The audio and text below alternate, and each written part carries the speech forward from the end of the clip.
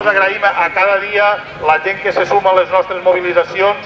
En aquest cas tenim així dos dones que han vingut a sumar-se per a denunciar que mentre el senyor Alberto Fabra va mentir als valencians dient que tancaven Ràdio 9 i Canal 9 per a tindre diners per a la sanitat, per a l'educació i per a serveis socials, és fals, perquè a la gent més necessitada i més castigada se la continua perjudicant en les decisions que pren el govern valencià. I vull donar-los la paraula per a que s'adrecen i un fort aplaudiment a elles per sumar-se a la reivindicació de que són els més perjudicats de les polítiques del PP.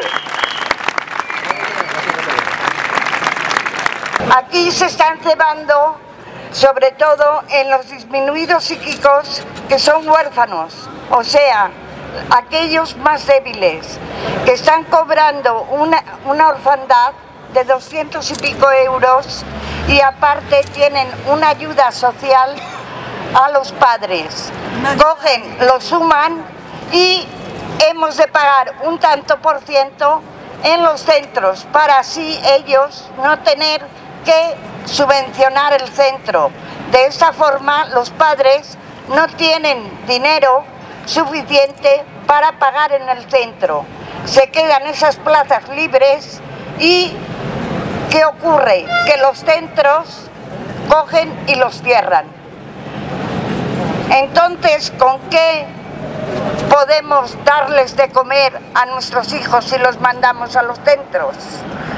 Vestirles y darles medicamentos.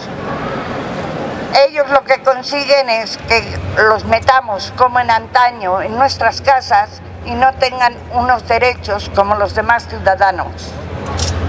Entonces hemos de recurrir o a derechos humanos o, díganme, nuestros hijos que son de primera categoría o de quinta.